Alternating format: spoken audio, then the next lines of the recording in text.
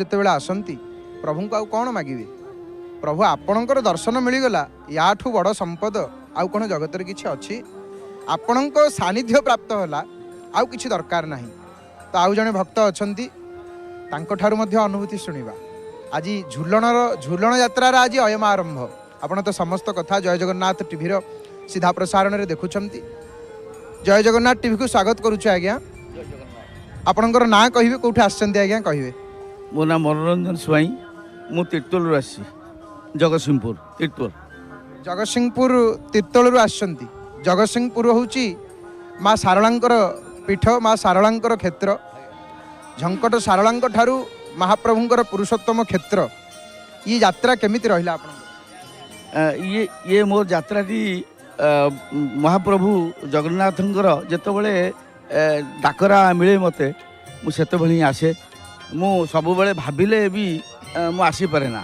ଏଇ ଆଜି ଯେମିତି ଆସିଲି, କାଲି ରାତିରେ କିନ୍ତୁ ରାତି ଦର୍ଶନ ପାଇଁ ଆସିଥିଲୁ, କିନ୍ତୁ କାଲି ଆସିଲା ପରେ 12:25 ପହୁଡ଼ ପଡ଼ିଗଲା ପରେ ଆମେ ଗୋଟେ ଲଜ୍ରେ ରହିଲୁ ଏବଂ ସକାଳେ ଯେତେବେଳେ ଆମେ ଦର୍ଶନ କରିବାକୁ ଆସିଲୁ, ପ୍ରଥମ ଦର୍ଶନ, ସେତେବେଳେ ମୋର ପକେଟରେ ଥିଲା ପର୍ସ ଥିଲା, ମୋର ATM ଥିଲା, DL ଥିଲା, ପଇସା ଥିଲା, ଏସବୁ ଚୋରି ହେଇଗଲା। ମୋତେ ବହୁତ ଖୁସି ଲାଗିଲା, ହାତ ମାରିଲା ବେଳକୁ କିଛି ନାହିଁ, କିନ୍ତୁ ATM କାର୍ଡ଼ ପାଇଁ ଟିକେ କଷ୍ଟ କରିବାକୁ ପଡ଼ିବ।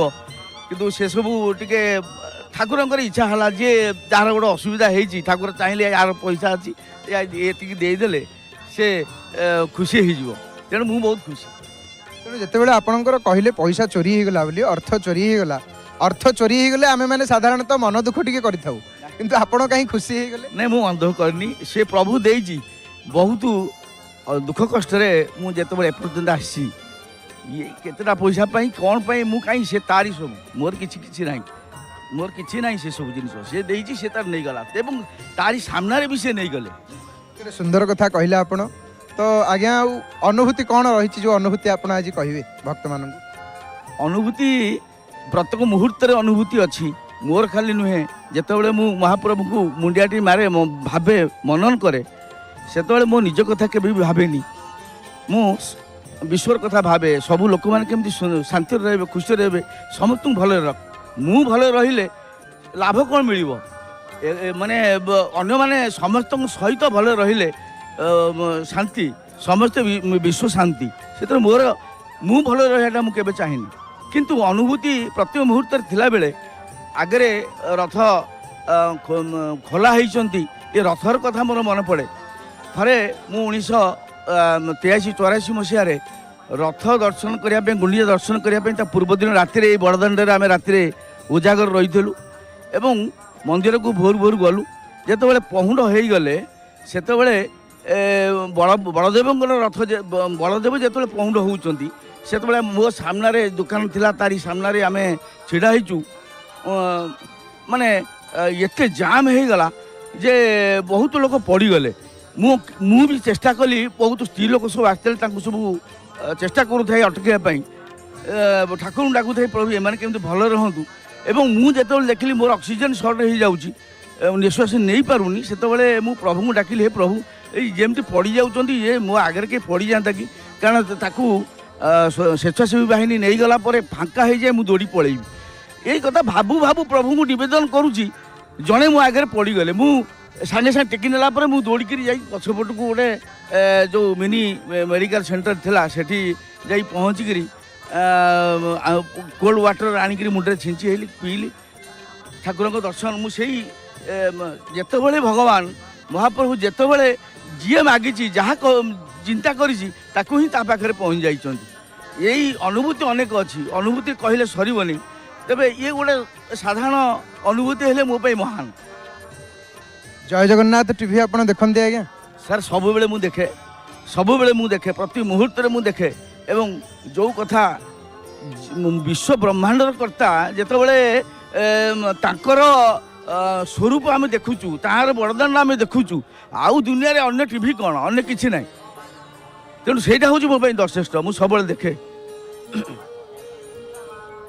ଜୟ ଜଗନ୍ନାଥ ଟିଭିରେ ଆପଣ ପ୍ରଭୁଙ୍କର ଦର୍ଶନ କରନ୍ତି। ଯାହା ହଉ, କେତେ ସୁନ୍ଦର କଥା ଆପଣ କହିଲେ। ଏବଂ ଜୟ ଜଗନ୍ନାଥ ଟିଭି ତରଫରୁ ସାର୍ ଆପଣଙ୍କୁ ଗୋଟେ ସଂକ୍ଷିପ୍ତ ପଞ୍ଜିକାଟିଏ ପ୍ରଦାନ କରାଗଲା। ୟା ଭିତରେ ପୂଜା, ବ୍ରତ, ପର୍ବପର୍ବାଣୀ ସମସ୍ତ କଥା ରହିଛି ଏବଂ ଘର ପାଇଁ ଏ ସଂକ୍ଷିପ୍ତ ପାଞ୍ଜିଟି। घरे कौन व्रत पूजा पर्वपर्वाणी सब आ भितर रही। बहुत बहुत धन्यवाद सर। जय जगन्नाथ टीवी तरफ जय जगन्नाथ। भक्त जिते प्रभु पाखक आसती आप शुणुले के सुंदर कथा कहले जे पैसा पर्स चोरी हो गला तापर खुशी हेले प्रभु कहले प्रभु आपण तो देइछंती आपण नहीं गले मु मन दुख कहीं करी सब तो आपणकर जहाँ मत देइछंती प्रभु सब आपणकर निश्वास नौची वायु देइछंती आपण तेणु पवन पानी रही बास सबू ही आपण देइछंती आमर किछि नुह गला बेलू आसला बेलू जेमती आसते गला बेलू सेमती जीवा ये भक्तंकर भाव भक्तंक हृदय ये भाव थाए जे समस्ते खुशी रे रुहंतु समस्ते आनंद रे रुहंतु समस्ते भलरे रुहंतु एवं भक्त कहूथिले जे तांको मन भितर कौन कथा चली महाप्रभु छड़ा कहीं जानी पारंती ना आ सतरे आज्ञा भक्त मनरे कौन अच्छी ताहा प्रभु छड़ा कहीं बुझी पारंती ना प्रभु मनर कथा को बुझी पारंती अंतरर कथा को से पढ़ी पारंती से तांकर नाम अंतर्जामी सर्वांतरजामी समस्त अंतर भितर से अच्छा भक्तंकर इच्छा थला पहंडी समय कथा से केटे सुंदर भाव में कहते